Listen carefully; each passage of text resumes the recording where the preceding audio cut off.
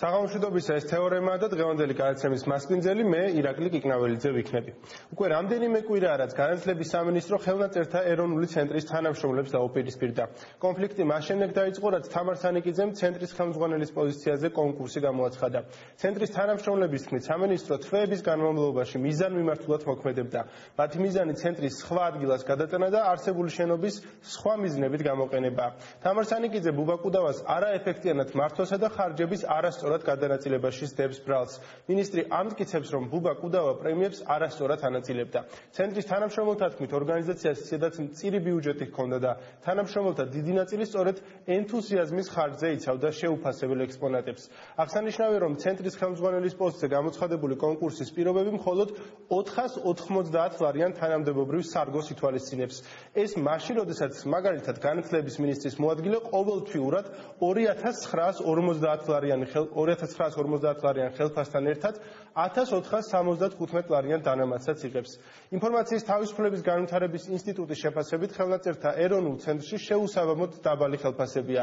როგორც IDFI-ში აცხადებენ, ხელნაწერის ეროვნული ცენტრიდან სრულყოფილად მოწოდებული დოკუმენტაცია ნათლად ადასტურებს იმ ფაქტს, რომ აღნიშნულ უწყებაში დასაქმებული თანამშრომლების შრომის ანაზღაურება შეუსაბამოა საქართველოს საჯარო სამსახურში არსებულ სახელფასო პოლიტიკასთან. ორგანიზაციის ინფორმაციით შეფასებისა და გამოცდების ეროვნულ ცენტრში ძღოლის ყოველთვიური თანამდებობრივი სარგო ორჯერ აღემატება ხელნაწერთა ეროვნული ცენტრის დირექტორის თანამდებობრივ სარგოს. ასევე ნაიკში დასაქმებული დამლაგებლის, მეეზოვის, მებაღის თუ დამხმარე მუშის ყოველთვიური თანამდებობრივი სარგოები დაახლოებით ორჯერ აღემატება ხელნაწერთა ეროვნული ცენტრის ხელმძღვანელ პოზიციებზე დასაქმებულთა თუ მეცნიერ თანამშრომელთა თანამდებობრივ სარგოებს. დაპირისპირების პოლიტიკურ ასპექტზე საუბრობს ცენტრის უკვე ყოფილი ხელმძღვანელი ბუბა კუდავა. მისი თქმით, სანიკიძის გადაწყვეტილება მის წინააღმდეგობას მოჰყვა. კუდავა სამების ლავრის ტერიტორიაზე ცენტრის გადატანასა და ისრაელისთვის ლაილაშის ბიბლიის გადაცემას აპროტესტებდა. ლაილაშის ბიბლია ყველაზე უნიკალური ექსპონატია, რომელიც ხელნაწერთა ეროვნულ ცენტრში ინახება. მე-10 საუკუნის ხელნაწერი პრაქტიკულად ერთადერთი სრულად შემორჩენილი ებრაულ ენაზე დაწერილი ბიბლიაა. ის გასული საუკუნის 50-იან წლებში ქართველმა მკვლევრებმა ლეჩხუბის რაიონის სოფელ ლაილაში აღმოაჩინეს. ბიბლიის გადაცემა საქართველოს ებრაელთა მუზეუმი ითხოვს. მკვლევართა პროტესტის შემდეგ პრემიერ-მინისტრის ადმინისტრაციამ განცხადება გაავრცელა, სადაც აღნიშნულია, რომ ბიბლია ცენტრის საცავებში დარჩება.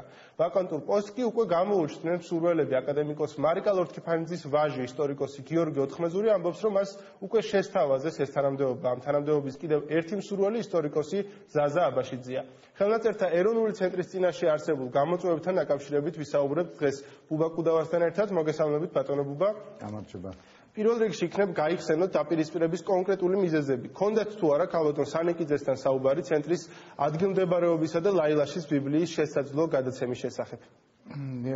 მადლობა სტუდიაში მოწვევისათვის. პირველ რიგში მინდა თქვა, რომ კომენტარი გავაკეთო ქალბატონი თამარის შეფასებასთან დაკავშირებით, თუ არაეფექტურად იმართებოდა ხელნაწერთა ეროვნული ცენტრი და თუ წარუმატებელი ხელმძღვანელი ვიყავი. ბოლო 2 წელია ქალბატონი თამარი მინისტრი გახლავთ და მხოლოდ ახლა რატო გაახსენდა ეს. თუ არასწორად იხარჯებოდა თანხები, წინა 2 წელი რატომ არ რეაგირებდა სამინისტრო. საქმე ის გახლავთ, რომ არასწორი ხარჯების შესახებ, დარღვევების შესახებ, არაეფექტური მმართველობის შესახებ ლაპარაკი ქალბატონმა მინისტრმა მას შემდეგ დაიწყო, რაც ხელნაწერთა ეროვნული ცენტრის კოლექტივმა და პირადად მე საკმაოდ პრინციპული პოზიციები დავიჭირეთ რამდენიმე საკითხთან დაკავშირებით. ერთი ეს გახლავთ ხელნაწერთა ეროვნული ცენტრის დღევანდელი ტერიტორიის საკითხი, როგორც თქვენ და მეორე გახლავთ ლაილაშის ბიბლიის შესაძლო გადატანის თემა ხელნაწერთა ეროვნული ცენტრის საცავიდან. ერთზეც და მეორეზეც მეც პირადად და ჩვენს კოლექტივს გვაქვს პრინციპული პოზიცია. ჩვენ ვითხოვთ კარგახანია ხელნაწერთა ეროვნული ცენტრის ადგილის გამოცვლას, თუმცა ვთვლით, რომ ეს არ უნდა იყოს, ასე ვთქვათ, იმაზე ნაკლები თავისი მნიშვნელობით, თავისი მდებარეობით, ვიდრე დღეს აგვაქვს და ეს უნდა იყოს ჩვენი ქვეყნის, ჩვენი ქალაქის ერთ-ერთი გამორჩეული ადგილი და ერთ-ერთი გამორჩეული შენობა. თუ კი ეს ასე არ იქნა, მაშინ დაიბადება ლოგიკური ეჭვი, რომ ყველაფერი კეთდება არა ხელნაწერთა ეროვნული ცენტრის განვითარებისთვის, არამედ დღეს არსებული, სადაც ჩვენ ვართ დღეს არსებული ამ ტერიტორიის მიმართ ბიზნეს ინტერესების გამო. ბატონო ბუბა, გავრცელდა ინფორმაცია, რომ ტერიტორია, რომელიც შეარჩია განათლების სამინისტრომ ხელნაწერთა ეროვნული ცენტრისთვის იყოს სამების ლავრის მიღმა. სეკულარული სივრციდან ხელნაწერთა ეროვნული ცენტრი გადაქონდათ არასეკულარულ სივრცეში ეკლესიის ნაწილი უნდა გამხდარიყო. აი ამაზე როგორი პოზიცია გაქვთ? არა, ეკლესიის ნაწილი არ უნდა გამხდარიყო, ეს არ არის სწორი ინფორმაცია, თუმცა განათლებისა და მეცნიერების მინისტრმა მართლაც შემოგთავაზა განსახილველად სამების ტაძრის უკან არსებული ტერიტორია, სადაც ადრე სასულიერო აკადემია უნდა აშენებულიყო და დღესაც არის იქ ამოღებული გალავანი. მას შემდეგ რაც დავათვალიერეთ ტერიტორია, დავწმუნდით, რომ არანაირად ეს ადგილი და ეს ფართობი არ შეესაბამება ხელნაწერთა ეროვნული ცენტრის სამომავლო განვითარების პერსპექტივებს, ჩვენს ხედვას. ფაქტობრივად ჩვენ მივიღებდით ხელოვნურ ტერიტორიაზე უფრო ნაკლებ ტერიტორიას და პრინციპულად უფრო დიდი შენობის აშენების საშუალება იქ არ იქნებოდა. ეს ერთი, არანაირი სამომავლოდ განვითარების პერსპექტივა არ იქნებოდა ფართობის თვალსაზრისით ვამბობ და გარდა ამისა ვფიქრობთ, რომ ძალიან ეს ადგილი ძალიან ახლოს არის სამების ტაძართან. სამების ტაძარი მოგეხსენებათ არის დომინანტი, შესაბამისად ნებისმიერ დამთვალიერებაში, ნებისმიერ მომსვლელში ხელნაწერთა ეროვნული ცენტრი აღქმული იქნებოდა როგორც სამების ტაძრის კომპლექსის ნაწილი. ვფიქრობ კონცეპტუალურად, ურბანულად, არქიტექტურულად ეს არის გაუმართლებელი. მას შემდეგ რაც ჩვენ ამასთან დაკავშირებით ჩვენი აზრი უთხარით ქალბატონ მინისტრს, მას ეს არ მოეწონა და შემდეგი პროცესებიდან ჩვენ მაქსიმალურად ჩამოგვაშორეს. ბატონო უბა, თამარ სანიკიძე, თქვენ ბრალს გდებთ ხარჯების და პრემიების არასწორ გადანაწილებაში. რა არის თქვენი პასუხი? სანიკიძე ამტკიცებს, რომ პრემიებს საკუთარი ნება სურვილით ანაწილებით. მინდა გითხრათ, რომ პრემიები ჩვენთან განათლებისა და მეცნიერების სამინისტროსაგან განსხვავებით თითქმის არ გაიცემა, იმიტომ რომ ძალიან დაბალი ბიუჯეტი გვაქვს. რაც შეეხება დანამატებს, ძალიან უხერხულია განათლებისა და მეცნიერების მინისტრი დანამატების თემაზე საუბრობდეს. მოდით გავასაჯაროვოთ, გამოვაქვეყნოთ მათ რა დანამატებს გასცემენ ყოველთვიურად თავისთვის, ქალბატონი მინისტრი თავისთვის რამდენს იღებს, გაასაჯაროოს, რამდენს იღებს მისი პირველი მოადგილე, რამდენს იღებს ადმინისტრაციაში დასაქმებული თითეული პირი და შემდეგ ეს შეუდაროთ ჩვენთან არსებულ დანამატებს. გეტყვით, რომ ეს არის უბრალოდ სასაცილო სამარცხვინო ამ თემაზე საუბარი, ვინაიდან საქმე ეხება 8000 ლარს ჩვენთან გაცემულ დანამატებს, რომელსაც იღებს დაახლოებით 35 თანამშრომელი. ეს დაახლოებით გამოდის 180 ლარი საშუალოდ თითო თანამშრომელზე, იმასაც ხაზი მინდა გავუსვა, რომ ამ 8000 ლარში არ შედის ჩემი დანამატი, მე არასოდეს დანამატი არც პრემია დირექტორობის პერიოდში არ ამიღია. ეს არის განზრახ საზოგადოებისთვის მცდარი ინფორმაციის მიწოდების მცდელობა. მე ახლა დღეს მაქვს მოტანილი განცხადება, რომელიც გაუკეთებია ქალბატონ თამას მორიგი სიცრუე ამჯერად უკვე პარლამენტში. მინისტრი აცხადებს, რომ ძირითადი მეცნიერ თანამშრომლები დარჩენილნი არიან ყოველგვარი დანამატის თუ საგრანტო პროგრამებში მონაწილეობის გარეშე. ქალბატონო თამარ, საგრანტო პროექტები სწორედ მეცნიერთათვის არის და მეცნიერები მოიპოვებენ და ამ საგრანტო პროექტებში როგორც წესი 70, 80, 90, ხანდახან თითქმის 100% თანხისა არის გაცემული მეცნიერთათვის ხელფასის სახით. ეს არის სამეცნიერო პროექტები, სამეცნიერო საგრანტო პროექტები და შესაბამისად მეცნიერები იღებენ იქიდან დაფინანსებას. და ვინაიდან მეცნიერებს აქვთ საშუალება საგრანტო პროექტები მოიპოვონ კონკურსის წესით, მაგრამ იგივე საშუალება სხვა თანამშრომლებს არ აქვთ, მაგალითად ხშირად სამკითხველო დარბაზის მცველს, საცავის მცველს, თქვათ იურისტს, ფინანსის, საზოგადოებასთან ურთიერთობის სამსახურს და ასე შემდეგ. თქვენ ვერ ჩაერავით ამ საგრანტო კონკურსის თანხის გადანაწილებაში? რა თქმა უნდა, ეს არის კონკურსის წესით მოპოვებული თანხები მეცნიერთა მიერ და ვინაიდან დავამთავრებ იმ წინადადებას, ვინაიდან სხვა თანამშრომლებს ამის დამატებითი დაფინანსების მოპოვების საშუალება არ ქონდათ, ჩვენთვის ბოლო 1 წლის მანძილზე ეს იყო ერთადერთი საშუალება მცირე დანამატების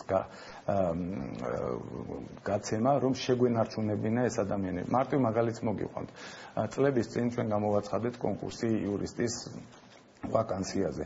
მოვიდა ახალგაზრდა გოგონა ძალიან კარგი საკონკურსო კომისიას ძალიან მოეწონა, ჩვენ ძალიან კმაყოფილები ვიყავით მისი მუშაობით, მისი ანაზღაურება დაახლოებით 350 ლარს შეადგენდა, ახალგაზრდა პერსპექტიული, მან დაახლოებით 6 თვე იმუშავა ჩვენთან ძალიან კარგად, ძალიან კმაყოფილები ვართ, მაგრამ შემდეგ მან დაახლოებით 4-ჯერ თუ 5-ჯერ მეტი ანაზღაურებიანი სამსახური მოძებნა სახელმწიფო სტრუქტურაში და გადავიდა სამუშაოდ. ასე მოხდა ძალიან ხშირად, ძალიან ბევრ პოზიციაზე და ბოლო 1 წლის წინ დაახლოებით გადავწყვიტეთ, რომ იმისათვის, რომ ასეთი ახალგაზრდა და საჭირო კადრები მეტნაკლებად შეგვენარჩუნებინა გარკვეული პერიოდით, მაინც ერთადერთი გამოსავალი იყო ამ 300 და 350 ლარიან ხელფასზე 100, 200, 300 ზოგ შემთხვევაში 300 ლარის დამატება.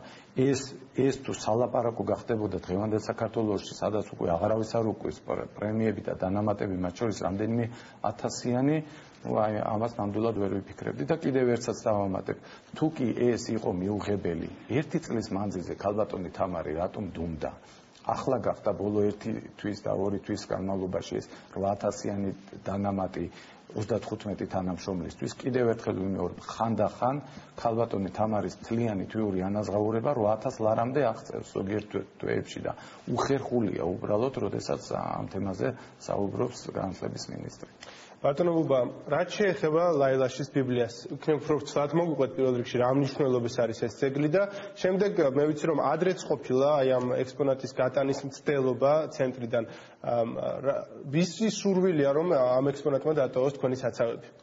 გეტყვით რომ ლაილაშის ბიბლია ეს არის მე-11 საუკუნეებით დათარიღებული უნიკალური ებრაული ხელნაწერი, თქვენ ბრძანეთ ყველაზე გამორჩეული ასე ვერ ვიტყოდი, მაგრამ ერთ-ერთი ყველაზე გამორჩეული ექსპონატი ხელნაწერთა ეროვნული ცენტრის საცავებში. ეს არის მართალი ბრძანდებით ვთქვათ ერთ-ერთი სრული ტექსტი ძველი აღთქმისა ებრაულ ენაზე ასეთი სიძველისა. შესაბამისად ძალიან დიდია დაინტერესება სამეცნიერო წრეებში ამ ხელნაწერით. და მეცაც გეტყვით, თქვა 1990-იან წლებში, მე რამდენადაც პირი გადმოცემით ვიცი, დაინტერესებული იყვნენ ამ ხელნაწერით კრიმინალებიც, მაგალითად მათ 90-იან წლებში ხელნაწერთა ინსტიტუტის, მაშინდელი ინსტიტუტის მცველს, რომელსაც სულ რამდენიმე 1 თუ 2 დოლარი ექნებოდა ხელფასი, დაპირდნენ $50,000 იმის სანაცვლოდ, მაშინ მოგეხსენებათ ეს ძალიან დიდი ფული იყო, იმის სანაცვლოდ, რომ მას საცავიდან გამოეტანა ეს ხელნაწერი. ხელნაწერთა ეროვნული ცენტრის ყველა თანამშრომელს აქვს განსაკუთრებული დამოკიდებულება ექსპონატების ხელნაწერების მიმართ და ცხადია იგივე ქონდა ამ ქალბატონს და მან ეს არ გააკეთა და მაშინვე ჩააბარა დაცვის სამსახურს ეს ადამიანი.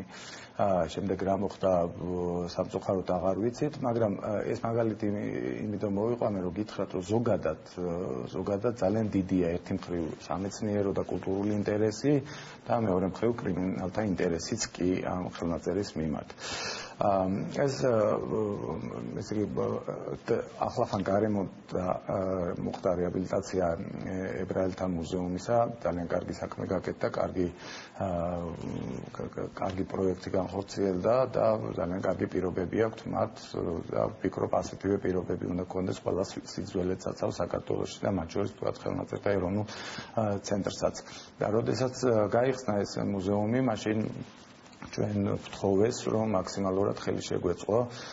ჯერ იყო საუბარი, ასე ვთქვათ, ოდესღაც მუზეუმში დაცული ექსპონატების დაბრუნებაზე, მათ შორის ლაილაშის ბიბლიაზე, რადგან ჩვენ კატეგორიული უარი განვაცხადეთ, დაბრუნების საკითხები თუ გადაცემის საკითხები არ იხილება საერთოდ, იმიტომ რომ ეს აბსოლუტურ ქაოსს გამოიწვევს, ნებისმიერი რელიგიური ორგანიზაცია იქნება სახელმწიფო ორგანიზაცია თუ კერძო პირი ასევე მოითხოვს ამ ლოგიკით და არა მარტო ჩვენი კოლექციიდან, ნებისმიერი სიძველე ცაცავის კოლექციიდან, ამიტომ ეს საკითხი არც განიხილებოდა ჩვენთვის და შევთავაზეთ თანამშრომლობა, ვთქვათ, ჩვენთან არსებული ლაილაშის ბიბლიის ფაქსიმილურ ასლთან დაკავშირებით.